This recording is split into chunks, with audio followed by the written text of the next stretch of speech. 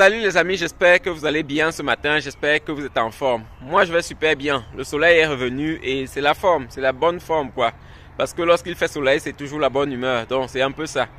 Et pour vous qui me découvrez peut-être pour la première fois, je m'appelle Emmanuel et sur cette chaîne je parle de business, je parle d'entrepreneuriat, je parle d'investissement.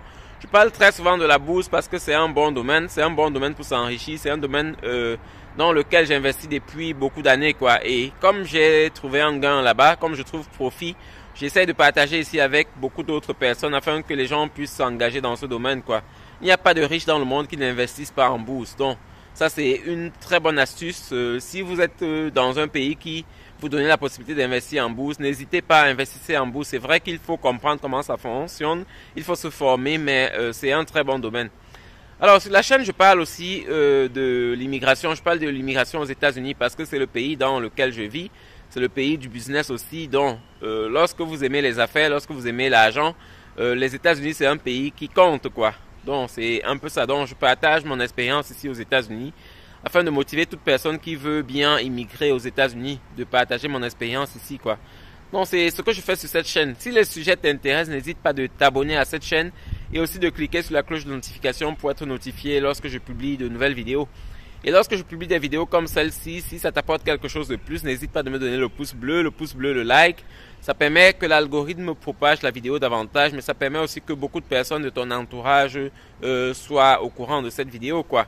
Et tu peux aussi partager directement avec tes contacts parce que ce que tu profites, ce que tu gagnes, c'est pas bien de savoir seul quoi. C'est bien de partager avec ton entourage. Et si les autres font pareil, on sera bien quoi parce que il y aura vraiment un échange d'informations. Donc c'est un peu ça. Merci pour ton soutien. Alors ça fait aujourd'hui exactement une semaine que les résultats de la DV sont là. Ça fait exactement une semaine que les résultats sont là. Malheureusement, il y a des personnes qui jusqu'aujourd'hui n'ont pas encore rempli le formulaire de la DS quoi. Pourtant, c'est la première chose à déclencher lorsqu'on a été sélectionné. Ce que je vous ai montré là au départ, c'est quelque chose, c'est une note, c'est la note que vous recevez lorsque vous avez été sélectionné à la DV Loterie. Donc, dans la note, on dit que pour que vous ayez l'interview à l'ambassade, il y a deux choses à faire. Il faut qu'il y ait déjà un numéro de visa disponible pour vous. Et ça, c'est quelque chose dont vous n'avez aucune influence là-dessus. Donc, il faut qu'il y ait un numéro de visa pour vous disponible. Et là, lorsqu'il y aura le numéro de visa disponible pour vous, l'ambassade ou bien l'administration américaine va vous contacter. Mais elle vous contacte uniquement si vous avez déjà rempli le document, la DS-260. Donc, pour les personnes qui n'ont pas encore rempli jusqu'à présent, c'est vraiment tard parce que vous avez besoin de ça pour avancer quoi. C'est vraiment tard. Et je pense que si beaucoup de personnes n'ont pas encore rempli jusqu'à présent, c'est parce que il y a des choses qu'elles n'ont pas. Pour remplir ce formulaire, il faut le passeport. C'est vrai qu'il faut le passeport, pas absolument, mais c'est bien de le remplir avec le passeport parce qu'il y a dedans un espace pour mettre son numéro de passeport et tout. Et pour cela, il faut aussi une adresse aux États-Unis. Je pense que ça aussi, c'est quelque chose qui coince avec beaucoup de personnes. Mais ça, c'est vraiment quelque chose qui est dû au fait que vous n'avez pas préparé votre sélection, quoi. En général, lorsqu'on joue à la loterie, il faut déjà s'informer sur la procédure après avoir été sélectionné, quoi, pour ne pas être surpris par des choses, quoi. C'est un peu ça. Donc, il vous faut deux choses pour remplir cela. Il vous faut, pardon, le passeport. Il vous faut aussi une adresse aux États-Unis. C'est un peu ça. Et lorsque vous avez ces choses-là, il faut directement remplir parce que vous n'aurez jamais votre interview si vous n'avez pas rempli ce formulaire en ligne, quoi. Donc, il faut urgemment remplir ça. Après avoir rempli, vous pouvez avoir espoir que qu'on vous contacte et qu'on vous fasse venir faire l'interview à l'ambassade. Donc, ça, c'est très, très important. Vous savez, dans la vie, les choses ne dépendent pas toujours de nous, quoi. Comme je vous ai dit, il y a la première chose qui ne dépend pas de nous. Donc, le numéro de visa, ça dépend de personne parce que c'est l'administration américaine qui va vous distribuer un numéro de visa. Mais ce qui dépend de vous, vous allez vraiment faire absolument. Il faut faire absolument quoi. Je pense qu'aujourd'hui, il y a des personnes qui ont déjà rempli le même jour. Il y a des personnes qui ont rempli le même jour qu'elles ont été sélectionnées. Et c'est comme ça que dans la vie, on s'en sort. Les personnes les plus rapides, c'est les personnes qui réussissent le plus vite, quoi. Parce que même si elles doivent échouer, elles échouent rapidement et elles passent à autre chose. Donc, c'est ce que je veux vous dire ici dans la vidéo. Vraiment, remplissez le formulaire rapidement et passez à autre chose. Quelqu'un m'a dit dans une vidéo que je parle seulement des choses positives des États-Unis. C'est pas vrai. Je pense que c'est quelqu'un qui est tombé seulement sur quelques-unes de mes vidéos parce que vous savez que je parle toujours de la réalité ici. Je vous partage l'expérience telle qu'elle est. C'est vrai que où je vis, il n'y a pas beaucoup de choses bizarres à montrer, quoi. Mais dès que je serai dans un endroit où j'aurai des choses, par exemple les sans-abri, vous savez qu'il y a beaucoup de personnes qui dorment dans la rue ici, quoi. Mais où je vis, il n'y a pas ça, donc je peux pas vous montrer quelque chose qui n'existe pas. Je veux pas aussi prendre les images de d'autres personnes, quoi. Je veux vous montrer réellement les images que j'ai fait moi-même, quoi. Donc c'est un peu ça. Lorsque je serai dans des conditions de vous montrer d'autres images, je n'hésiterai pas de vous montrer parce que les États-Unis, c'est pas le paradis, c'est pas le paradis. Ici, on travaille beaucoup. Et comme je vous ai dit dans des vidéos, lorsque vous aurez votre passeport, lorsque vous aurez le visa dans votre passeport, c'est tout ce que l'Amérique va vous donner, c'est tout ce que le gouvernement américain va vous donner. Les autres choses que vous allez obtenir, vous allez les obtenir de vous-même, par votre travail, par votre effort personnel. Donc, ça c'est très important. Quelqu'un me demandait encore comment ça se passe pour le logement aux États-Unis.